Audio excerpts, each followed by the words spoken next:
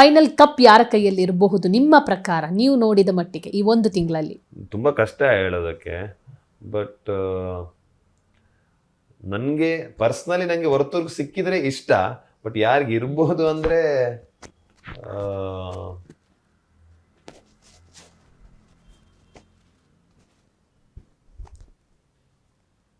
ಒಂದು ಹೆಸರು ತೆಗಿಬೇಕಾ? ಒಂದೇ ಒಬ್ರು ಕಪ್ ಇವಾಗ ಇವ್ರಿಗೆ ತಗೋತಾರೆ, ಇವ್ರ ಕೈ ಸೇರುತ್ತೆ ಅಂದ್ರೆ ಯಾರ್ದು? ಸಂಗೀತ ಅನ್ಸ್ಬೋದು. ಸಂಗೀತ. ಸೊ ಮೈಕಲ್ ಬೇಕು ಅಂತಾನೆ ಸಂಗೀತನ ಟಾರ್ಗೆಟ್ ಮಾಡ್ತಿದ್ದಾರೆ ನಿಮ್ಮ ಪ್ರಕಾರ? ಪದೇ ಪದೇ ಅವ್ರ ಮೇಲೆ ಎಗರಾಡ್ತಿದ್ದಾರೆ ಸಂಗೀತನ ಮೇಲೆ. ಯಾಕೆ ಮೈಕಲ್ಗೆ ಆಗಲ್ವಾ ಸಂಗೀತ ನೋಡಿದ್ರೆ? ಯಾಕೆ ಆಗ್ತಾ ಇಲ್ಲ ಅಂತ? ಇಲ್ಲ ಮೈಕಲ್ ಯಾವತ್ತು ನನ್ನ ಇದು ನೋಡಿದ ಪ್ರಕಾರ ಯಾವತ್ತು ಬೇರೆಯವ್ರಿಗೆ ಸುಮ್ಮನೆ ಎಗರಾಡೋ ಮನುಷ್ಯನೇ ಅಲ್ಲ ಅವನು. ಅವನಿಗೆ ಅದು ಇದೂ ಬೇಡ, ಸುಮ್ಮನೆ ಎಗರಾಡ್ತಾ ಇಲ್ಲ ಅವನು. ಅವನಿಗೆ ಒಂದು 2-3 ರೀಸನ್ಸ್ ಅವನು ತುಂಬಾ ಕ್ಲಿಯರಾಗಿ ತಲೆಯಲ್ಲಿ ಇಟ್ಕೊಂಡಿದ್ದ. ನಾನು ಮೈಕಲನ್ನು ನೋಡಿದ ದಿನದಿಂದ ನಾನು ಅವನು ಅಬ್ಸರ್ವ್ ಮಾಡ್ತೀನಿ. ಅವನು ಯಾವತ್ತೂ ಒಬ್ಬರು ಕೆಲವೊಂದು ವಿಚಾರಗಳು ಅವನಿಗೆ ತುಂಬಾ ಡೀಪ್ ಆಗಿದೆ. ಒಂದು ಅಂದರೆ ಸಂಗೀತ ಅವರು ಎಲ್ಲರನ್ನ ಅವನ ಪಾಯಿಂಟ್ ಆಫ್ ವ್ಯೂ ಅಲ್ಲಿ, ನಾನು it might not be my view, ಅವನ ಪಾಯಿಂಟ್ ಆಫ್ ವ್ಯೂ ನಾನು ಕೇಳಿದ ಪ್ರಕಾರ. ಸೊ ನಾನು ಕೆಲವೊಂದು ಎಗ್ರಿ ಮಾಡಿದ್ದೀನಿ, ಇಲ್ಲಾನು ಎಗ್ರಿ ಮಾಡದೇ ಇದ್ದಿದ್ದು ಇದೆ ಅವನ ಜೊತೆ. ಬಟ್ ಅವನಿಗೆ ಅನ್ಸತ್ತೆ ಕಾರ್ತಿಕ್ ಮತ್ತು ಅವರ ಫ್ರೆಂಡ್ಶಿಪ್ ಏನಿದೆ ಅದನ್ನೆಲ್ಲ ಒಂದು ಪಾಯಿಂಟಲ್ಲಿ ಅವರು ಸಂಗೀತ ಜಸ್ಟ್ ಒಂದು ಗೇಮ್ಗೋಸ್ಕರ ಹೊರಗೆ ಬಂದಿದ್ದಾರೆ. ಹೊರಗೆ ಬಂದುಬಿಟ್ಟು ಅಲ್ಲಿ ಒಂದು ಟಾಕ್ಸಿಕ್ ಇದರಲ್ಲಿ ಅವ್ರನ್ನ, ಅಂದರೆ ಕಾರ್ತಿಕನ್ನು ಕೆಲವೊಂದು ಅಲಿಗೇಷನ್ಸ್ ಹಾಕಿದಾರಂತ, ಅದೊಂದು ತಲೆಯಲ್ಲಿ ಕೂತ್ಬಿಟ್ಟಿದೆ. ಅಂದರೆ ಒಂದು ಗೇಮಲ್ಲಿ 50 ಡೇಸ್ ಫ್ರೆಂಡ್ಸ್ ಇದ್ದವರು ಸಡನ್ಲಿ 50-40 ಡೇಸ್ ಫ್ರೆಂಡ್ಸ್ ಇದ್ದವರು ಸಡನ್ಲಿ ಒಂದು ಏನೋ ವಿಚಾರ ಆಯಿತು ಅಂತ ಅಲಿಗೇಷನ್ಸ್ ಹಾಕೋದು, ಅವನಿಗದು ರಿಸೀವ್ ಮಾಡೋಕ್ಕಾಗ್ತಾ ಇಲ್ಲ ಆ್ಯಸ್ ಅ ಪರ್ಸನ್. ಸೊ ಇದೊಂದು ವಿಚಾರ ಇದೆ. ಇನ್ನೊಂದು ವಿಚಾರ ಏನಂದರೆ ಅವ್ರಿಗೆ ಸಂಗೀತ ಅವರು ತುಂಬಾ ಅಂದರೆ ಎಲ್ಲರ ಬಗ್ಗೆ ಅವ್ರಿಗೆ ಒಂದು ನೆಗೆಟಿವ್ ಇಮೇಜೇ ಇದೆ. ಏನು ಪಾಸಿಟಿವ್ ತೋರಿಸಿದ್ರು ಅವರು ನೆಗೆಟಿವ್ನೆಸ್ಸೇ ಹಿಂದೆ ಕೊಡ್ತಾರೆ ಅಂತ ಒಂದು ಇಮೇಜ್ ಇದೆ. ಯಾರಿಗೆ? ನಮ್ಮ ಮೈಕಲ್ಗೆ. ಸಂಗೀತ ಅವ್ರ ಬಗ್ಗೆ ಏನು ಮಾಡಿದ್ರು ಅವರಿಂದ ಹೊರಗಡೆ ಬರೋದು ನೆಗೆಟಿವ್ ಇಮೇಜ್ ಅಂತ ಮೈಕಲ್ಗೆ ತಲೆಯಲ್ಲಿ ಕೂತ್ಬಿಟ್ಟಿದೆ. ಸೊ ಇದೆಲ್ಲ ಇರಬೇಕಾದ್ರೆ ಮೈಕಲ್ಗೆ ಅವರು ಏನು ಅಪ್ರೋಚ್ ತೋರಿಸಿದ್ರು, ಸೊ ಕೆಲವೊಂದು ವಿಚಾರ ಚಿಕ್ಕ ಈಗ ಒಂದು ಟಾಸ್ಕಲ್ಲಿ ಈ ಥರ ಸಪೋರ್ಟ್ ಮಾಡಿಲ್ಲ ಅಂತ ಬಂತು, ಅಥವಾ ಇನ್ನೊಂದು ಏನೋ ವಿಚಾರದಲ್ಲಿ ಪ್ಲಸ್ ಒಂದು ಗುಂಪು ಕೂಡ ಒಂದು ಇದ್ದಾಗ ಅದು ಇನ್ಫ್ಲುಯೆನ್ಸ್ ಆಗತ್ತೆ ಅಂತ ಅನ್ಸುತ್ತೆ. ಇವಾಗ ವಿನಯ್ ಅವರು ಪ್ರತಿ ಟೈಮ್ ಹೇಳ್ತಾರೆ, ಒಂದು ನನ್ನ ಇಮೇಜನ್ನು ಕಂಪ್ಲೀಟ್ ಹಾಳು ಮಾಡಿದ್ದೆ ಸಂಗೀತ, ಇಲ್ಲಾಂದರೆ ಆ ಒಂದು ಯಾವುದೋ ಒಂದು ಬಳೆ ಟಾಸ್ಕಲ್ಲಿ ಬಂದು ಹೇಳಿದ್ದಾರೆ, ಒಂದು ದೊಡ್ಡ ಸ್ಟೇಟ್ಮೆಂಟ್ ಮಾಡಿದ್ದಾರೆ, ಅದು ವಿಮೆನ್ ಸೆಂಟ್ರಿಕ್ ಆಗಿತ್ತು, ಅಲ್ಲಿಂದ ನನಗೆ ತುಂಬಾ ನೆಗೆಟಿವ್ ಆಯಿತು ಅಂತೆಲ್ಲ. ಸೊ ಇದೆಲ್ಲ ತಿರ್ಗಾ ಮೈಕಲ್ಗೆ ಅದು ಇದು ಕೂಡ ಒಂದು ತಲೆಯಲ್ಲಿದೆ. ಲೈಕ್ ವಿಮೆನ್ ಕಾರ್ಡ್ ಪ್ಲೇ ಮಾಡ್ತಾರೆ, ಯಾಕೆ ವಿಮೆನ್ ಕಾರ್ಡ್ ಪ್ಲೇ ಮಾಡಬೇಕು? ಇಲ್ಲಿ ಎಲ್ಲರೂ ಒಂದೇ ಅಂತ ಹೇಳ್ತಾರೆ, ಒಂದು ಕಸಗಡೆಯಲ್ಲಿ ಈಕ್ವಾಲಿಟಿ ಅಂತ ಹೇಳ್ತಾರೆ, ಈ ಕಡೆ ವಿಮೆನ್ ಕಾರ್ಡ್ ಪ್ಲೇ ಮಾಡ್ತಾರೆ. ಸೊ ತುಂಬ ಮ್ಯಾನಿಪ್ಯುಲೇಟಿವ್ ಅಂತ ಅವ್ನಿಗೆ ಅನ್ಸುತ್ತೆ. ಸೊ ಅದನ್ನ ವರ್ಡನ್ನು ಕರೆಕ್ಟಾಗಿ ಯೂಸ್ ಮಾಡ್ಕೊಂಡಿದ್ದಾರೆ, ಮ್ಯಾನಿಪ್ಯುಲೇಟಿವ್ ಇಸ್ ವೆರಿ ಮ್ಯಾನಿಪ್ಯುಲೇಟಿವ್. ಸೊ ಮೈಕಲ್ ಒಂದು ಕಡೆ ಆದರೆ, ಇವಾಗ ಸ್ನೇಹಿತ್ ಮತ್ತು ನಮ್ರತಾ ವಿಚಾರಕ್ಕೆ ಬರೋಣ. ಸೊ ಸ್ನೇಹಿತ ನಿಜವಾಗ್ಲೂ ನಮ್ರತನ ಇಷ್ಟಪಡ್ತಿದ್ದಾರೆ ಅಂತ ಓಪನ್ ಆಗಿ ಹೇಳ್ಕೊಂಡಿದ್ದಾರೆ. ನಮ್ರತಾ ಸ್ನೇಹಿತನ ಇಷ್ಟಪಡ್ತಾ ಇದ್ರಾ ನಿಮಗೆ ಗೊತ್ತಿದ್ದಂಗೆ? ಅಥವಾ ಆ ಟಾಕ್ಸ್ ಹೋದ್ಮೇಲೆ ಆ ಟಾಕ್ಸ್ ಏನಾದರೂ ಬಂದಿತ್ತಾ? ಇಲ್ಲ, ಅವ್ರು ಎಲ್ಲೂ ಅವಾಯ್ಡ್ ಮಾಡ್ತಾ ಇದ್ರು ಆ ಇದನ್ನ. ಮತ್ತೆ ಇಷ್ಟ ಇಲ್ಲ ಅಂತ ನಾವು ಇರಬೇಕಾದ್ರೂ ಒಂದು 2-3 ಸಲ ಕ್ಲಿಯರ್ ಆಗಿ ಹೇಳಿದ್ದಾರೆ ಅವ್ರಿಗೆ, ಇಲ್ಲ ನನಗೆ ಯಾಕೆ ಎಲ್ಲೋ ಒಂದು ಕಡೆ ನಾವು ಆ ವಿಚಾರನ ಪದೇ ಪದೇ ತೆಗಿತಾ ಇದ್ವಿ, ಮತ್ತು ಇದರಲ್ಲೂ ಬಂತು, ಕೆಲವೊಂದು ಪ್ರಕ್ರಿಯೆಯಲ್ಲೂ ಬಂತು, ಚಟುವಟಿಕೆಯಲ್ಲೂ ಬಂತು. ಸೊ ಅವರು ಇಲ್ಲ ಅಂತ ಹೇಳಿದ್ದಾರೆ ಕ್ಲಿಯರ್ ಆಗಿ. ಫ್ರೆಂಡ್ಸ್ ಆದರೆ ಓಕೆ, ನಾನು ತುಂಬ is a very good friend ಅಂತ. ಬಟ್ ಈ ಥರ ಫೀಲಿಂಗ್ಸ್ ಅಂತ ಬಂದಾಗ ನನಗಿಲ್ಲ, ಎಲ್ಲೂ ಇಲ್ಲ. I respect him for is ಇದು ಅಂತೆಲ್ಲ ಹೇಳಿದ್ದಾರೆ ಆಸ್ ಅ ಫ್ರೆಂಡ್. ಸೊ ಇಲ್ಲ. ಕಣ್ಣಿಗೆ ಗಾಯ ಆದಮೇಲೆ ಸಂಗೀತ ಮನೆಯೊಳಗಡೆ ಬಂದ ಮೇಲೆ ಕಣ್ಣೀರೇ ಜಾಸ್ತಿ ಹಾಕ್ತಿದ್ದಾರೆ, ಅದೆಲ್ಲಾದರೂ ಸ್ಟ್ರಾಟಜಿ ಅಂತ ಅನಿಸುತ್ತಾ ನಿಮಗೆ? ಅಳ್ತಾ ಇದ್ದಾರೆ ಎಲ್ಲ ಟೈಮ್ ಆ್ಯಕ್ಚುಲಿ. ಬಟ್ ನನಗೆ ಪರ್ಸ್ನಲ್ ಆಗಿ ಅವರು ಈ ವೀಕ್ ಮತ್ತು ಮುಂದಿನ ವೀಕ್ ಐ ಮೀನ್ ಹಿಂದಿನ ವೀಕ್ ತುಂಬಾ ಹರ್ಟ್ ಆಗಿದ್ರು ಅಂತ ಅನ್ಸುತ್ತೆ. ಯಾಕಂದರೆ ಕಾರ್ತಿಕ್ ಅಂತ ವಿಚಾರ ಬಂದಾಗ ಅವರಿಗೆ ತುಂಬಾ ಹರ್ಟ್ ಆಗಿತ್ತು. ಆ ಒಂದು ಮಡಿಕೆ ಹೊಡೆಯೋ ಟಾಸ್ಕಲ್ಲಿ ತುಂಬ ಹರ್ಟ್ ಆಗಿದ್ದಾರೆ ಅಂತ ನನಗೆ ಅನಿಸ್ತು. ಓಪನ್ ಅಪ್ ಆಗಲ್ಲ ಅವರು ಯಾರ ಹತ್ರನೂ, two very different character again. Open up ಆದರೆ ನನ್ನ ಒಂದು ವೀಕ್ನೆಸ್ ತೋರಿಸ್ಕೊಡ್ತೀನಿ ಅಂತ ಆ ಥರ ಒಂದು ಕ್ಯಾರೆಕ್ಟರ್ ಅವರು ನನಗೆ ಅನಿಸಿದ ಪ್ರಕಾರ.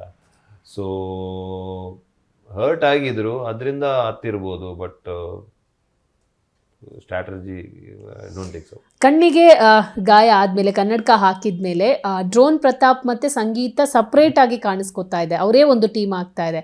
ಅದೆಲ್ಲಾದರೂ ಸ್ಟ್ರಾಟಜಿನ ಅವರ ಮುಂದಿನ ಟಾಸ್ಕಿಗೆ ಅಥವಾ ಬೇರೆ ಏನಾದರೂ ಇದೆಯಾ? ಯಾಕಂದರೆ 1.5 ಗಂಟೆಯಲ್ಲಿ ಎಲ್ಲ ನಮ್ಗೆ ಹೈಲೈಟ್ ಆಗಿರಲ್ಲ, ಬಟ್ ನೀವು ನೋಡಿರ್ತೀರ, ಕಂಪ್ಲೀಟ್ ಡೇಸ್ಗಳು ಗೊತ್ತಿರುತ್ತೆ, 30 ದಿವಸ 24x7 ನೋಡಿರ್ತೀರ. ಸೊ ಅವರು ಸಪ್ರೇಟ್ ಆಗಿರೋದು ಮಾತ್ರ ಹೈಲೈಟ್ ಆಗಿ ಕಾಣುತ್ತೆ ನಮಗೆ. ಸೊ ಹೆಂಗಿರ್ತಿದ್ರು, ಅದು ಸ್ಟ್ರಾಟಜಿನ ಏನು ಎತ್ತ ಅಂತ? ಅವ್ರು ಸಪ್ರೇಟಾಗಿ ಇದ್ರು, ಟು ಬಿ ವೆರಿ ಆನೆಸ್ಟ್. ಇದು ಬಂದಮೇಲೆ ಈವನ್ ಆಲ್ಮೋಸ್ಟ್ ಒಂದು ಎಡಿಷನ್ ಅಂತಲ್ಲ, ಆಲ್ಮೋಸ್ಟ್ ಇದರಲ್ಲೇ ಸಪ್ರೇಟಾಗಿ ಇದ್ರು ಫಾರ್ ಅ ಲಾಂಗ್ ಟೈಮ್. ಕೆಲವೊಂದು ಟೈಮ್ ಮಾತ್ರ ಇಬ್ಬರು ಬೇರೆಯವ್ರ ಹತ್ರ ಮಾತಾಡೋದು. ಬಟ್ ಅಗೇನ್ ಅದು ಇಬ್ರೂ ಆ ಒಂದು ಟಾಸ್ಕಲ್ಲಿ ಏಟಾದಾಗ, ಅವ್ರಿಗೆ ಇಂಜುರಿ ಆದಾಗ ಹಾಸ್ಪಿಟ್ಲ್ಗೆ ಹೋಗ್ತಾರೆ. ಅಲ್ಲಿಂದ ಒಂದು 3-4 ದಿನ ರಿಕವರಿ ಆಗಿಬಿಟ್ಟು ಬರ್ತಾರೆ. ಸೊ ಅಲ್ಲೊಂದು ಬಾಂಡ್ ಬೆಳೆಯುತ್ತೆ ಡೆಫಿನೆಟಾಗಿ. ಇಬ್ಬರು ಒಂದೊಂದು ನಾರ್ಮಲ್ ಇದಲ್ಲ, ಒಂದು ಕಣ್ಣಂತ ಬಂದಾಗ ಒಂದು ಇಂಪಾರ್ಟೆಂಟ್ ಅಂಗ ನಮ್ಮ ಇದರಲ್ಲಿ, ನನಗೆ ಅನಿಸಿದ್ದು ಪ್ರಕಾರ. ನಾನು ಹೇಳ್ತಾ ಇದ್ದೆ ಅವತ್ತು. ಸೊ ಅಲ್ಲಿ ನಾನು ನೋಡಿದ್ದೀನಿ ಕೂಡ, ಅಲ್ಲಿ ಅಷ್ಟೊಂದು ಅದಕ್ಕೂ ಆ್ಯಕ್ಟ್ ಮಾಡ್ತಾ ಇದ್ದಾರೆ ಅಂತ ಹೇಳಿದ್ರೆ ಆ ಕಣ್ಣಿನ ವಿಚಾರದಲ್ಲಿ ನನಗೆ ಅಷ್ಟೊಂದು ಸ್ವಲ್ಪ ಹ್ಯುಮ್ಯಾನಿಟಿಯಿಂದ ಕಡಿಮೆ ಮಾತಾಡೋವಂಥ, ನಾವು ತುಂಬ ತೀರಾ ಕೆಳಗಡೆ ಹೋಗಿ ಮಾತಾಡ್ತಿದ್ದೀವಿ ಅಂತ ನನಗೆ ಅನಿಸ್ತು. ಲೈಕ್ ಆ ಕಣ್ಣು ನೋವು ಕೂಡ ಆ್ಯಕ್ಟ್ ಮಾಡ್ತಾ ಇದ್ದಾರೆ ಅಂತ, ಅಷ್ಟು ಬೇಡ ಅಂತ ಅನಿಸ್ತು. ಯಾಕಂದರೆ ಯಾರಿಗಾದ್ರೂ ಅಷ್ಟೊಂದು ಇದು ಕೊಡಲೇಬೇಕಾಗತ್ತೆ. ಯಾಕಂದರೆ ಇಂಜುರಿ ಆಗಿದೆ, ಹಿಂದೆ ಇದು ಗ್ಲಾಸ್ ಹಾಕ್ಕೊಂಡು ಬಂದಿದ್ದಾರೆ. ಸೊ ಇಬ್ಬರು ಒಟ್ಟಿಗೆ ಜೆಲ್ ಆಗಿದ್ದಾರೆ. ಅವರಿಗೆ ಹಾಸ್ಪಿಟ್ಲಲ್ಲಿ ನನ್ನ ಪ್ರಕಾರ ಡಿಸೈಡ್ ಮಾಡ್ಕೊಂಡಿದ್ದಾರೆ. ಲೈಕ್ ನನ್ನ ಪ್ರಕಾರ, ಇದು ನಾನು ಅವರು ಯಾವತ್ತೂ ಹೇಳ್ಕೊಂಡಿಲ್ಲ. ಇಬ್ಬರು ಈ ಥರ ಆಗಿದೆ, ಇನ್ಮೇಲಿಂದ ನಮಗೆ ಇದಕ್ಕೆ ಆನ್ಸರ್ ಕೊಡಬೇಕಾದ್ರೆ ಒಟ್ಟಿಗಿದ್ದೇ ಆನ್ಸರ್ ಕೊಡಬೇಕಾಗತ್ತೆ. ಇದನ್ನ ಅವ್ರಿಗೆ ಅರಿವು ಮಾಡಬೇಕಾಗತ್ತೆ. ಯಾಕಂದರೆ ಅವರು ಹಿಂದೆ ಹೋದ್ರೂ ಅವರು ಇದನ್ನ ಸರಿ ತಪ್ಪು ಮಾಡಿದ್ದಂತ ಹೇಳೋದಿಲ್ಲ, ಯಾರೂ ಹೇಳಲ್ಲ. ಅಂದರೆ ವಿನಯ್ ಆಗಲಿ ಅಥವಾ ಯಾರೇ ಮಾಡಿದವರು ಯಾರೂ ಹೇಳಲ್ಲ. ಸೊ ಇದನ್ನ ನಾವು ಒಟ್ಟಿಗೆ ಸೇರಿಕೊಂಡೇ ತೋರಿಸ್ಬೇಕಾಗತ್ತೆ. ಬಟ್ ತೋರಿಸೋದು ಹಂತವಾಗಿ ತೋರಿಸ್ಕೋಬೇಕಾಗತ್ತೆ. ಅದಕ್ಕೋಸ್ಕರ ಒಟ್ಟಿಗೆ ಇರೋಣ ಅಂತ ಡಿಸೈಡ್ ಮಾಡಿರ್ಬೋದು ಅನ್ಸುತ್ತೆ. ಯಾಕಂದರೆ ಅವರು ಒಟ್ಟಿಗೆ ಇರೋ ರೀತಿ ಹಂಗೆ ಕಾಣಿಸ್ತಾ ಇದೆ, ಅಲ್ಲೇ ಡಿಸೈಡ್ ಮಾಡ್ಕೊಂಡು ಬಂದಿದ್ದಾರೆ ಅವರು ಒಟ್ಟಿಗೆ ಇರೋಣ ಅಂತ. ಸೊ ನೀವು ಎಂಟ್ರಿ ಆದಾಗ ಒಂದು ಮಾತು ಹೇಳ್ತೀರಾ, ಆನೆ ಹೊಡಿಯಕ್ಕೆ ಬಂದ ಮಾವುತ ಅಂತ. ಸೊ ಹೇಳಬೇಕಾದ್ರೆ ಏನೊಂದು ರೀಸನ್ ಬೇಕಾಗುತ್ತೆ, ಸುಮ್ಮನೆ ಆ ವರ್ಡ್ಗಳು ಬರಲ್ಲ. ಕರೆಕ್ಟ್. ಸೊ ಯಾವ ರೀಸನ್ ಇಟ್ಕೊಂಡು ಆ ಮಾತನ್ನು ನೀವು ಅಲ್ಲಿ ಹೇಳಿದ್ರಿ? ಸೊ ಹೊರಗಡೆ ಬಂದಾಗ ಆ ಮಾತಿಗೆ ನಾನು ಆಪ್ಟ್ ಆಗಿಲ್ಲ ಅಂತ ಅನಿಸಿಲ್ವಾ, ಹೇಗೆ? ಆ್ಯಕ್ಚುಲಿ ಒಳಗಡೆ ಹೋಗಬೇಕಾದ್ರೆ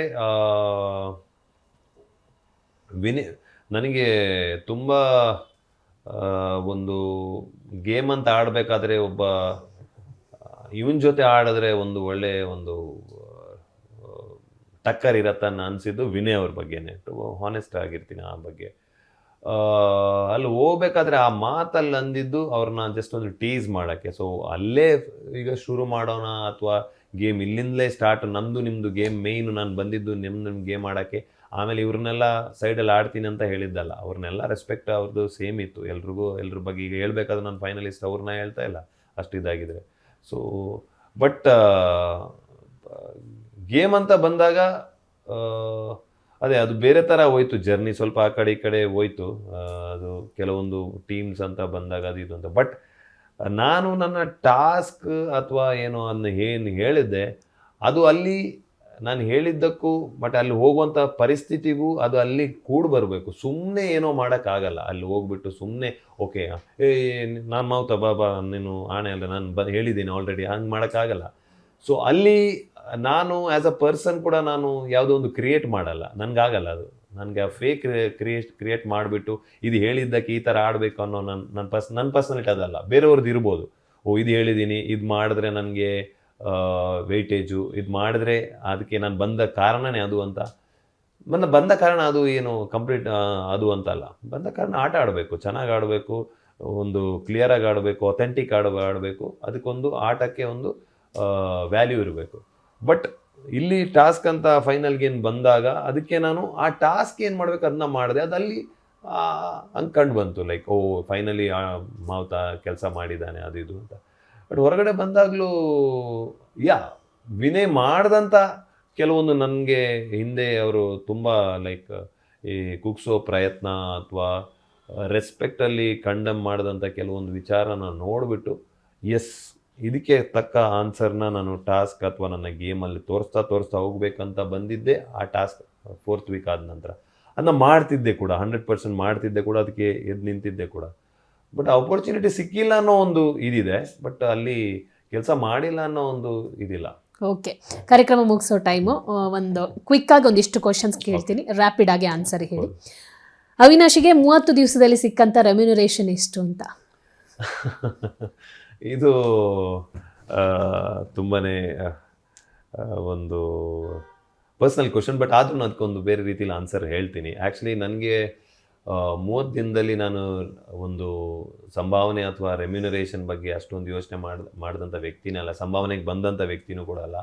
ಅವರು ಹೇಳಿದಾಗ ನನಗೆ ಆ ಬಿಗ್ ಬಾಸ್ ಇದು ವೇದಿಕೆ ಏನು ಕೊಟ್ಟಿದ್ದಾರೆ, ಆ ಟೀಮ್ ಏನು ವೇದಿಕೆ ಕೊಟ್ಟಿದ್ದಾರೆ, ಅವ್ರಿಗೆ ನಾನು ಹೇಳಿದ್ದಿಷ್ಟೇ. ನನಗೆ ನನ್ನ ಕಮಿಟ್ಮೆಂಟ್ಸ್ ಏನಿದೆ ಆ್ಯಸ್ ಅ ಪರ್ಸನ್, ನಾನು ಒಂದು ತಿಂಗಳಿಗೆ ಕಮಿಟ್ಮೆಂಟ್ಸ್, ನನ್ನ ಪೇರೆಂಟ್ಸ್ ಕಮಿಟ್ಮೆಂಟ್ಸ್ ಏನಿದೆ, ಆ ಕಮಿಟ್ಮೆಂಟ್ಸಿಂದ ನನಗೆ ಹಿಂದೆ ಬರೋಕ್ಕಾಗಲ್ಲ. ಅಪರ್ಚುನಿಟಿ ದೊಡ್ಡದೇ ಇದೆ, ಬಟ್ ಆ ಕಮಿಟ್ಮೆಂಟ್ಸಿಂದ ಹಿಂದೆ ಬರೋಕ್ಕಾಗಲ್ಲ. ಕಮಿಟ್ಮೆಂಟ್ಸ್ ಹೋಗ್ತಾ ಇರುತ್ತೆ, ಏನು ಮಾಡಿದ್ರು ನನ್ನ ಕಮಿಟ್ಮೆಂಟ್ ಅವ್ನು ನಿಲ್ಲಿಸಲ್ಲ. ಆ ಕಮಿಟ್ಮೆಂಟ್ಗೆ ಪೂರಕವಾಗಿ ಏನು ಕೊಡಬೇಕು ನೀವು ಅದನ್ನು ಕೊಟ್ಟರೆ ನನಗೆ ಅಷ್ಟೇ ಸಾಕು. ಬೇರೆ ನನ್ನ ವರ್ಕ್ ಏನಿದೆ, ನಾನು ನಿಮ್ಮ ವೇದಿಕೆ ಕೊಡ್ತಾ ಇದ್ದೆ, ಗೌರವ ಕೊಟ್ಟೆ ಬರ್ತೀನಿ ಅಂತ. ಸೊ ಅಷ್ಟೇ. ಈ ಟೈಮಲ್ಲಿ ನಾನು ಬಿಗ್ ಬಾಸ್ ಮನೆಯಲ್ಲಿ ಈ ಒಂದು ಥಿಂಗ್ಸ್ನ ಮಿಸ್ ಮಾಡ್ತೀನಿ ಅಂದರೆ ಏನು? ಆ್ಯಕ್ಚುಲಿ ನಾನು ಈ ಟೈಮ್ ಬಿಗ್ ಬಾಸ್ ಬಂದಮೇಲೆ ಅಲ್ಲಲ್ಲ, ಬಿಗ್ ಬಾಸ್ ಮನೆಯಿಂದ ಹೊರಗಡೆ ಬಂದಾಗಿದೆ, ಈಗ ಬಿಗ್ ಬಾಸ್ ಮನೆಯಲ್ಲಿ ಈ ಒಂದು ವಸ್ತುನ ನಾನು ಮಿಸ್ ಮಾಡ್ತಾ ಇದ್ದೀನಿ ಅಂದರೆ ಏನು? ಎಲ್ಲಾನು ಮಿಸ್ ಮಾಡ್ತಾ ಇದ್ದೀನಿ. ಒಂದು ವಸ್ತಾ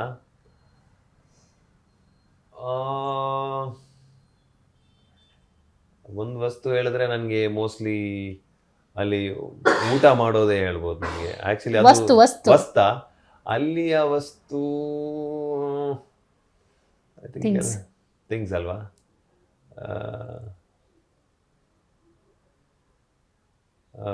ಜಿಮ್ ಅಂತ ಹೇಳ್ಬೋದು.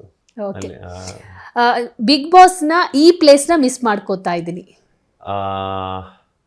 ಆ ಬಾಲ್ಕನಿ ಏರಿಯಾನ ಖಂಡಿತ ಮಿಸ್ ಮಾಡ್ಕೋತೀನಿ. ತುಂಬ ಚೆನ್ನಾಗಿದೆ, ಒಳ್ಳೆ ಕ್ವಶನ್. ಆ್ಯಕ್ಚುಲಿ ಆ ಬಾಲ್ಕನಿ ಏರಿಯಾದಲ್ಲಿ ತುಂಬಾ ನಾನೊಂದು ಪೀಸನ್ನು ಕಂಡುಕೊಂಡಿದ್ದೆ.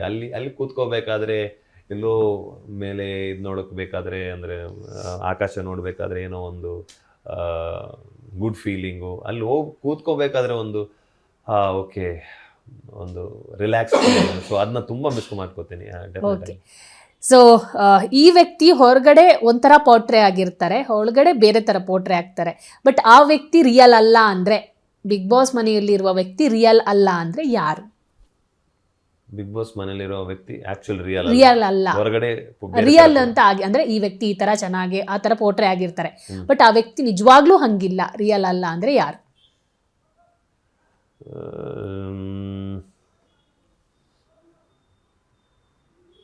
ಹೇಳಬೇಕಾಗತ್ತಾ ಅಥವಾ ಹೇಳಲೇಬೇಕು?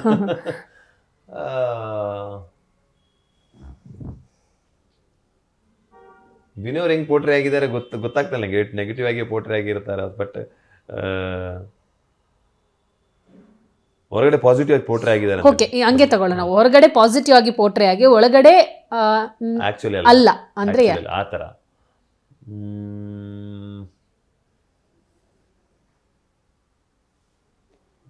ಯೋಚನೆ ಮಾಡ್ತಾ ಇದ್ದೀನಿ. ಯಾಕೆ ಹೊರಗಡೆ ಪಾಸಿಟಿವ್ ಅಂದರೆ ನನಗೆ ಗೊತ್ತಾಗ್ತಾ ಇಲ್ಲ ಯಾರು ಅಂದರೆ. ಎಲ್ಲ ಗ್ರೂಪ್ ನೆಗೆಟಿವ್ ಪಾಸಿಟಿವ್. ಒಂದು ವ್ಯಕ್ತಿನ ಹೇಳಿ ನಿಮಗೆ ಅನಿಸಿರೋ ಪ್ರಕಾರ.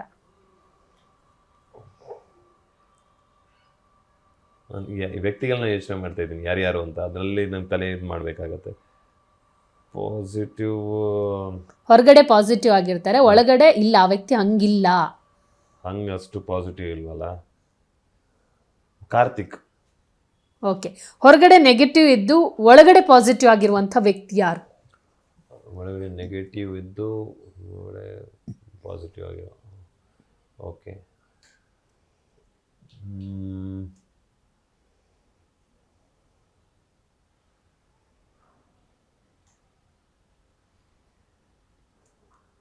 ವರ್ತೂರವರು ಪಾಸಿಟಿವ್ ಇದೆ ಎನಿವೇಸ್.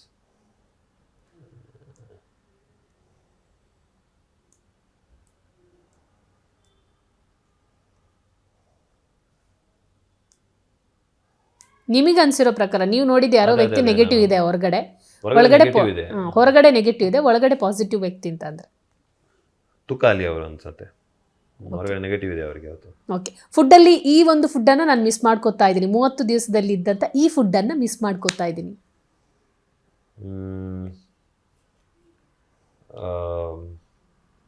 ಚಪಾತಿ ಕರಿ ಏನು ಸಿಗ್ತಾ ಇತ್ತು, ಅದೇ ಒಂದು ತುಂಬಾನೇ ಜೀವನ ಅಂತಾನೆ ಅನಿಸ್ತಾ ಇತ್ತು ಅದು. ಸೊ ಚಪಾತಿ ಕರಿನ ತುಂಬಾ ಮಿಸ್ ಮಾಡ್ಕೋತಾ ಇದ್ದೀನಿ. ನಮ್ಗೆ 1 ಚಪಾತಿನೋ 2 ಚಪಾತಿ 3 ಚಪಾತಿನೋ, ಸೊ ಚಪಾತಿ ಕರಿ ಮಿಸ್ ಮಾಡ್ತಾ ಇದ್ದೀನಿ. ಈ ವ್ಯಕ್ತಿನ ಮಿಸ್ ಮಾಡ್ತಿದ್ದೀನಿ ಈ ಕ್ಷಣಕ್ಕೆ. ವರ್ತೂರ್ ಸಂತೋಷ್ ಓಕೆ ಡೆಫಿನೆಟ್ ಆಗಿ. ಓಕೆ. ಸೊ ನಿಮ್ಮ ಮುಂದಿನ ಗುರಿ ಏನು? ಯಾಕಂದರೆ ಬಿಗ್ ಬಾಸ್ ಮನೆಯಿಂದ ಹೊರಗಡೆ ಬಂದಾಗಿದೆ, ನೆಕ್ಸ್ಟ್ ನಿಮ್ಮ ನಡೆ ಏನು ಅಂತ? ಬಿಗ್ ಬಾಸ್ ಮನೆಯಿಂದ ಹೊರಗೆ ಬಂದಿದ್ದೀನಿ. ಒಂದು ಹಂತಕ್ಕೆ ನನಗೇನು ನಾನು ಹೆಂಗೆ ಆಡಬೇಕು ಆ ಥರ ಆಡಿದ್ದೀನಿ, ಜನರ ಪ್ರೀತಿನೂ ಗಳಿಸ್ಕೊಂಡಿದ್ದೀನಿ. ಅದು ಬಟ್ ಇರಬೇಕಿತ್ತು ಅಂತ ಆಸೆನೂ ಇತ್ತು. ಬಟ್ ನೆಕ್ಸ್ಟ್ ಲೆವೆಲಲ್ಲಿ ನನಗೆ ಒಂದಷ್ಟು ಪೆಂಡಿಂಗ್ ಪ್ರಾಜೆಕ್ಟ್ಸ್ಗಳಿದೆ. ಮಂಗಳೂರಲ್ಲಿ ಒಂದು ಫಿಲಮ್ ಮಾಡ್ತಾ ಇದೆ, ಅದನ್ನ ಮುಗಿಸ್ಬೇಕು, ಅದಕ್ಕೆ ಜಸ್ಟಿಸ್ ಮಾಡಬೇಕು. ಅದ್ರ ಜೊತೆಗೆ ಬಾಂಬೆಲಿ ಒಂದು ಗ್ಯಾಂಗ್ಸ್ಟರ್ ಡೈರೀಸ್ ಅಂತ ಒಂದು ಸೀರೀಸ್ ಮಾಡ್ತಾ ಇದ್ದೀನಿ, ಅದನ್ನ ಮುಗಿಸ್ಕೋಬೇಕು, ಅದನ್ನು ಮಾಡ್ತಾ ಇದ್ದೀನಿ. ಬಟ್ ಅದ್ರ ಜೊತೆಗೆ ನೆಕ್ಸ್ಟ್ ಲೆವೆಲಲ್ಲಿ ನನಗೆ ಇದ್ದಂಥ ಒಂದು ಇಂಪಾರ್ಟೆಂಟ್ ಗೋಲ್ ಏನಂದರೆ, ಕರ್ನಾಟಕದಲ್ಲಿ ಎಲ್ಲರೂ ನಾನು ಯಾರು ಅಂತ ಗೊತ್ತಾಗಬೇಕು ಅಂತ ತುಂಬ ವರ್ಷಗಳಿಂದ ನಾನು ಅದಕ್ಕೆ ತುಂಬಾ ಶತಪ್ರಯತ್ನನೇ ಮಾಡಿದ್ದೀನಿ. ಬೇರೆ ಬೇರೆ ಥರ ಫಿಲಮ್ ಮಾಡಬೇಕು, ಒಂದು ಫಿಲಮಲ್ಲಿ ಗುಚ್ಕೋಬೇಕು ಅಂತೆಲ್ಲ ತುಂಬ ವರ್ಷಗಳಿಂದ ತುಂಬ ಪ್ರಯತ್ನ, ತುಂಬಾ ಪರಿಶ್ರಮ ಇಟ್ಟಿದ್ದೆ. ಬಟ್ ಗೊತ್ತಿಲ್ಲ ಈ ರೂಪದಲ್ಲಿ ಬರ್ತದೆ ಅಂತ ನಂಗೆ ಗೊತ್ತಿರಲಿಲ್ಲ. ಬಟ್ ಬಂದಿದೆ ಅಂತ ಅನ್ಕೋತೀನಿ. ಯಾಕಂದರೆ ಜನರು ತುಂಬಾ ಪ್ರೀತಿಯಿಂದ ಮಾತಾಡ್ತಾರೆ, ರೆಸ್ಪಾನ್ಸ್ ಕೊಡ್ತಾರೆ. ಸೊ ಅದಕ್ಕೋಸ್ಕರ ಇಲ್ಲಿಂದ ನಾನು ಏನು ಪ್ರಯತ್ನ ಮಾಡಿದ್ದೀನಿ ಅವ್ರಿಗೋಸ್ಕರ ಎಲ್ಲರೂ ನನ್ನನ್ನು ಸಪೋರ್ಟ್ ಮಾಡಿದ ಎಲ್ಲ ಕರ್ನಾಟಕ ಜನತೆಯ ಒಂದು ಆಶೀರ್ವಾದದಿಂದ ಒಂದು ಒಳ್ಳೆ ಪ್ರಾಜೆಕ್ಟ್ ಯಾವುದೇ ಆಗಲಿ, ಅದು ಟೆಲಿವಿಷನ್ ಆಗಲಿ ಅಥವಾ ಫಿಲಮ್ ಆಗಲಿ ಅಥವಾ ರಿಯಾಲಿಟಿ ಶೋ, ಇನ್ನೊಂದು ಯಾವುದೋ ಮತ್ತೊಂದು, ಅದರಲ್ಲಿ ಇನ್ನೊಮ್ಮೆ ಅವಿನಾಶ್ ಆಗಿ ಬಂದುಬಿಟ್ಟು ಅಲ್ಲಿ ಒಂದು ಒಳ್ಳೆ ಒಂದು ಏನು ಪರ್ಫಾರ್ಮೆನ್ಸನ್ನು ಕೊಡಬೇಕು, ಯಾವುದೂ ಆಗಲಿ ಅದು ಪರ್ಫಾರ್ಮೆನ್ಸನ್ನು ಕೊಟ್ಟು ಅವರ ಮನಸ್ಸಲ್ಲಿ ಯಾವತ್ತಿದ್ರೂ ಉಳಿಬೇಕು ಅಂತ ಒಂದು ಆಸೆ ಅಷ್ಟೇ. Okay, thank you, all the best. ನಿಮ್ಮ ಕನಸು ಆದಷ್ಟು ಬೇಗ ನನಸಾಗಲಿ. Thank you so much.